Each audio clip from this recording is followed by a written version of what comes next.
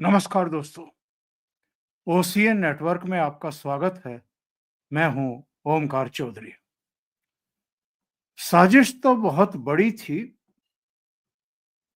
और समय रहते फरीदाबाद के दो गांव में छापे मारकर उधर सहारनपुर में और लखनऊ में एक साथ कार्रवाई करके 3 लोगों को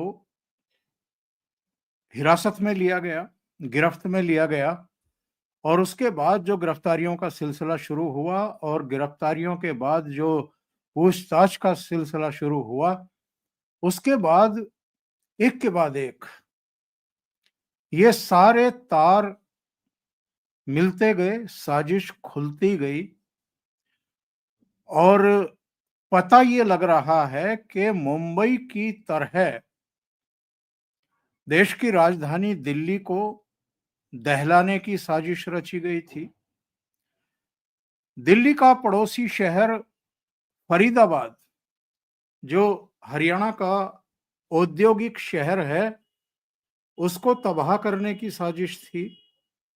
गुरुग्राम, जो साइबर सिटी के नाम से जाना जाता है पूरी दुनिया में और जिसने कुछ ही समय में भारत के आधुनिक शहरों में अपनी एक पहचान कायम की है और जिसको हरियाणा का दूसरा औद्योगिक शहर भी कहा जाता है, टेक कंपनियां वहां पर हैं, उसको भी तबाह करने की साजिश रची गई थी। दिल्ली यानी देश की राजधानी, देश का दिल, भारत का दिल, उस पर अटैक करने की साजिश थी। फरीदाबाद जो इंडस्ट्रियल एरिया है, गुरुग्राम जो साइबर सिटी है, इन तीनों को निशाने पर लिया गया था और ये जैश की ही करतूत थी, जैश की ही साजिश थी। 200 बमों से इन 3 शहरों को बारी-बारी से दहलाने की साजिश रची गई थी। ठीक 26/11 जो 2008 में मुंबई को दहलाया गया था। 10 आतंकवादी कराची से चल करके मुंबई पहुंचे थे और फिर मुंबई में 3 जगहों पर, बल्कि 4 जगहों पर ये बम धमाके और फायरिंग, जिसमें 167 लोग मारे गए थे, वैसा ही कुछ यहाँ पर भी षड्यंत्र रचा गया था। दिल्ली में खास तौर से Lal Qila, India gate, constitution club और गौरी शंकर मंदिर, इनको चुना गया था। और जहां ये कार में ब्लास्ट हुआ है, ये गौरी शंकर मंदिर के बिल्कुल पास में ही फटी है गाड़ी और वहां पर ये तबाही हुई है, जिसमें अब तक 12 लोगों के मरने की पुष्टि हो चुकी है और 9 की पहचान हो चुकी है। जो इसको चला रहा था, डॉक्टर मोहम्मद उमर, ये पुलवामा का रहने वाला था। इसकी मां को, इसके दोनों भाइयों को ऑलरेडी हिरासत में लिया जा चुका था। इसके डीएनए का परीक्षण किया जा रहा है, उसकी मां से उसके भाइयों के साथ मिलान किया जा रहा है और इसकी पुष्टि हो जाएगी कि ये उमर ही था। क्योंकि जब ये बदरपुर बॉर्डर के जरिए, दिल्ली के फरीदाबाद दिल्ली बॉर्डर पर बदरपुर है, वहां से जब सुबह 8:04 पर गाड़ी के जरिए दिल्ली में घुसा था, तो उस समय इसकी तस्वीर, इसका वीडियो सीसीटीवी में कैद हो गया था। हालांकि ये काले कलर का एक मास्क लगाए हुए था, लेकिन इसकी पहचान हो गई थी। और इन्वेस्टिगेशन में और पूछताछ में भी मुजम्मिल हो, आदिल हो या डॉक्टर शाहीन हो, इन सब से पूछताछ में भी इस बात की पुष्टि हो गई है कि ये उमर ही था। वो गाड़ी में, उसको आत्मघाती कह लीजिए या जो भी नाम दे लीजिए, वो गाड़ी के साथ ही उड़ गया था। उसके बारे में तमाम डिटेल आप अब तक सुन चुके हैं। लेकिन देश भर में, केवल इन 3 शहरों की बात नहीं है, देश भर में रेलवे स्टेशनों को, और जो बड़े मॉल्स हैं, जहां पर एक्चुअल में ज्यादा भीड़ होती है, बड़े स्टेशनों पर यानी यात्रियों को निशाना बनाया जाना था। बड़े मॉल्स यानी जहां लोग खरीदारी के लिए जाते हैं, उनको भी टारगेट किया गया था। और जो पूछताछ करने वाली एजेंसियां हैं, उनके सूत्रों का कहना है कि जैश-ए मोहम्मद के जो सर्वे सर्वा हैं, मसूद अजहर, वो इस सब के पीछे थे। इसकी प्लानिंग जनवरी से ही थी, लेकिन चूंकि मई में जो हमारी फौजें हैं, उन्होंने 9 आतंकी ठिकानों को ध्वस्त किया था, जिनमें मसूद अजहर का परिवार भी मारा गया था। इसके अलावा लश्कर और हिजबुल के हेडक्वार्टर भी ध्वस्त किए गए थे। कुल मिलाकर के 9 को नेस्तनाबूद किया गया था।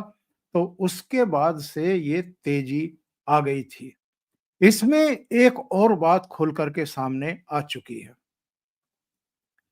इस बार डॉक्टर्स को चुना गया था इस साजिश को अंजाम देने के लिए। इसमें अनंतनाग का एक डॉक्टर, पुलवामा का एक डॉक्टर और एक शोपिया का एक डॉक्टर है। 3 डॉक्टरों को चुना गया था। एक डॉक्टर को तो 2024 में ही सहारनपुर भेज दिया गया था, आदिल को। डॉक्टर शाहीन जो लखनऊ बेस है, वो इनके संपर्क में थी। खास तौर से डॉक्टर मुजम्मिल के संपर्क में थी, जो फरीदाबाद की एक यूनिवर्सिटी में अध्यापन का काम करा रहा था। और इसी से पाकिस्तान में बैठे हुए जैश के हैंडलर की बातचीत हुई थी या कराई गई थी। इसकी कुछ वीडियो कॉल्स भी पकड़ में आई है, जो पाकिस्तान में बैठे हुए हैंडलर के साथ इसकी टॉक्स हुई थी। इसके अलावा जो ये 2900 किलो विस्फोटक भेजा गया था, अमोनिया नाइट्रेट जो भेजा गया था, ये एक्चुअल में 2 जगह पे रखा हुआ था। एक धोज गांव है और एक फतेहपुर तगा गांव है। किराए पर लिए गए थे ये दोनों घर, और इनको 3 महीने के पहले के आसपास ये लिया गया था। और कुल मिलाकर के इनको ये कहा गया था कि जब काम करना होगा कोई, तो ये सामान वहां से उठा लिया जाएगा। राइफल वगैरह, कुछ दूसरे साजो सामान, डेटोनेटर वगैरह, तमाम चीजें वहां पर रखी हुई थी। जब ये छापे शुरू हुए और फरीदाबाद के दोनों गांवों में ये बरामदगियां हुई मुजम्मिल की गिरफ्तारी के बाद, तो इनके हाथ पांव फूल गए। और ये जो पुलवामा का उमर था, ये गाड़ी लेकर के या तो इसको कहीं ठिकाने लगाने के लिए या दूसरी जगह शिफ्ट करने के लिए लेकर के चला था। उसमें भी विस्फोटक थे गाड़ी में। या उसने सोचा कि बहुत तेज गति से अब एजेंसियां अपना काम करेंगी, गाड़ी का नंबर भी उनके पास बहुत जल्दी पहुंच जाएगा, उसका फोटो और तमाम दूसरी चीजें भी पहुंच जाएंगी। उससे पहले ही जो कर सकते हैं वो कर दिया जाए। और दिन भर दिल्ली में इधर उधर घूमने के बाद उसने फिर ये काम किया। इन्वेस्टिगेशन जारी है। ताजा सूचना ये मिल रही है कि इनके पास एक और गाड़ी, बल्कि 2 गाड़ियां और हैं, उनकी अब तलाश की जा रही है। एक लाल रंग की गाड़ी बताई जा रही है।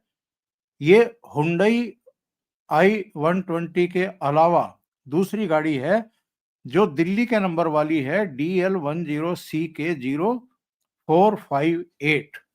ये इन्वेस्टिगेशन टीम ने, एनआईए की टीम ने नंबर जारी किया है।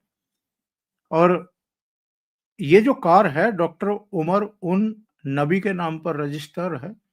लोगों से कहा गया है कि ये गाड़ी लाल रंग की गाड़ी है, जहां भी दिखाई दे इसकी सूचना दिल्ली पुलिस को जरूर दें और तुरंत दें, ताकि इसमें अगर विस्फोटक है जैसी कि आशंका व्यक्त की जा रही है, तो उससे पहले कि ये लोग कुछ और करें, विस्फोट कर दें, उससे पहले इस गाड़ी तक एजेंसियों का, सुरक्षा एजेंसियों का पहुंचना बहुत जरूरी है।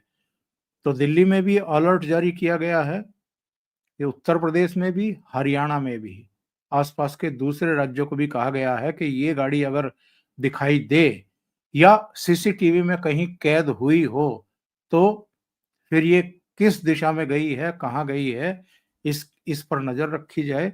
ये बहुत खतरनाक साबित हो सकती है। करीब करीब 200 बम बनाने का इनका ये प्लान था, और जैसा मैंने कहा है कि इन जगहों को निशाना बनाने की साजिश रची गई थी।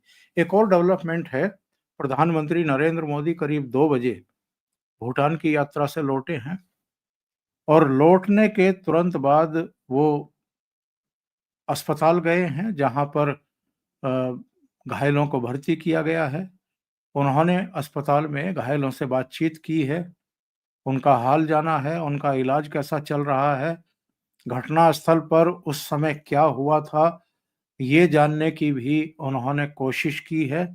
यानी वो व्यक्तिगत रूप से अस्पताल पहुंचे हैं और उन्होंने खुद जो घायल वहां पर भर्ती हैं उनसे बातचीत की है। इसके बाद उनका एक ट्वीट भी सामने आया है, जिसमें उन्होंने अस्पताल में मरीजों से मिलते हुए जो उनके चित्र हैं वो जारी किए हैं। इसके अलावा उन्होंने फिर दोहराया है कि those behind the conspiracy will be brought to justice. जो भी इस पूरी साजिश के पीछे हैं उनको बख्शा नहीं जाएगा, उनको न्याय के कटघरे में खड़ा किया जाएगा। जांच चल रही है और 3-4 सूचनाएं और हैं। कार चलाने वाले आतंकी डॉक्टर उमर की मां का डीएनए कलेक्ट कर लिया गया है। जांच के लिए उसे एम्स की फॉरेंसिक लैब को भेजा गया है। विस्फोट में शामिल हुंडई की 120 कार फरीदाबाद स्थित एक second hand car showroom royal car zone ने बेची थी। शोरूम का मालिक जो है वो भी हिरासत में लिया गया है। और फरीदाबाद की अल फलाह यूनिवर्सिटी, जहां ये डॉक्टर मुजम्मिल रह रहा था और पाकिस्तान के एक जैश के हैंडलर के संपर्क में था, और इसी के जरिए ये दहोज गांव में और फतेहपुर तगा में 2 किराए पर मकान लिए गए थे जहां पर ये सामान रखा हुआ था, विस्फोटक रखा हुआ था। उसकी जो वाइस चांसलर है डॉक्टर भूपेंद्र कौर, उन्होंने एक बयान जारी किया है और ये कहा है कि कैंपस में केमिकल लाने और उसको परिष्कृत विस्फोटक में तब्दील करने की बात बिल्कुल गलत है। कैंपस में कोई केमिकल नहीं लाया गया है। चौथा अपडेट ये है कि घटना वाली जगह से करीब 40 सैंपल कलेक्ट किए गए हैं, और शुरुआती जांच में ये पता लगा है कि एक सैंपल में अमोनियम नाइट्रेट होने की संभावना व्यक्त की गई है। डॉक्टर्स का जिनका इसमें पूरा सहयोग लिया गया और कॉन्स्पिरेसी का हिस्सा बनाया गया, उनके नाम हैं डॉक्टर मुजम्मिल शकील, 36 साल का है ये, पुलवामा का रहने वाला है। 2900 किलो विस्फोटक इसी ने छुपाया था। आदिल अहमद की उम्र 38 साल है, काजीकुंड कश्मीर में इसका जन्म हुआ था। जैश के धमकी वाले पोस्टर भी इसने लगाए थे, और इसके लॉकर से AK-47 मिली है। एक डॉक्टर परवेज अंसारी है, 41 साल का है ये, लखनऊ में इसका जन्म हुआ है। मॉड्यूल से जुड़े फोन और डॉक्यूमेंट इसके पास से मिले हैं। डॉक्टर शाहीन शाहिद 45 साल की है ये महिला, इसका जन्म लखनऊ में हुआ है। मुजम्मिल की ये करीबी है, और कार में इसके राइफल मिली थी। डॉक्टर सज्जाद अहमद 32 साल का है, ये वो हैं जो जांच एजेंसियों ने उठाए हैं। इसका जन्म भी पुलवामा में हुआ है। डॉक्टर उमर का दोस्त है और ये इसी मॉड्यूल का हिस्सा था। एक डॉक्टर तजामुल अहमद मलिक कुलगाम कश्मीर का रहने वाला है। ये आतंकी मॉड्यूल से जुड़ा हुआ है, ऐसे आरोप इस पर हैं।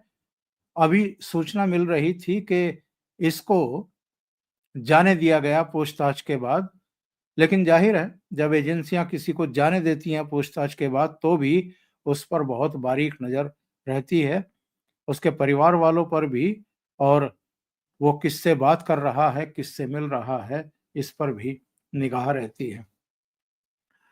थोड़ी देर बाद सीसीएस की बैठक शुरू होने वाली है। प्रधानमंत्री नरेंद्र मोदी इसकी अध्यक्षता करेंगे और सीसीएस की बैठक में जाने से पहले, उसकी अध्यक्षता करने से पहले प्रधानमंत्री कहाँ गए हैं? अस्पताल। और अस्पतालों में घायलों से उन्होंने बातचीत की है। यानी फर्स्ट हैंड इंफॉर्मेशन जो वहां मौके पर थे, जो इस हादसे के समय घायल हुए हैं, जिन पर बीती है, उनसे वो मिले हैं। भूटान यात्रा के समय भी उन्होंने कहा और अभी आने के बाद फिर से जो उन्होंने ट्वीट जारी किया है उसमें भी उन्होंने कहा है कि those behind the conspiracy will be brought to justice, बख्शा नहीं जाएगा। तो सबकी निगाहें अब सीसीएस की बैठक पर है। इसमें क्या फैसले लिए जाते हैं, ये बहुत महत्वपूर्ण होने जा रहा है। अभी के लिए इतना ही। बहुत बहुत धन्यवाद। अगर आपको ये चैनल और इसके कंटेंट पसंद आ रहे हैं तो लाइक करें, कमेंट करें, वीडियो को शेयर भी करें। अभी तक अगर आपने ये चैनल सब्सक्राइब नहीं किया है तो सब्सक्राइब कर लें। साथ में लगे बेल आइकॉन को जरूर दबा दें, उसमें भी ऑल वाला बटन दबाएं ताकि जितने भी वीडियो आने वाले हैं उनके नोटिफिकेशन आपको जरूर मिलते रहें। वीडियो को लाइक जरूर करें, कमेंट जरूर करें और इसको फॉरवर्ड भी करें। बहुत बहुत धन्यवाद। नमस्कार।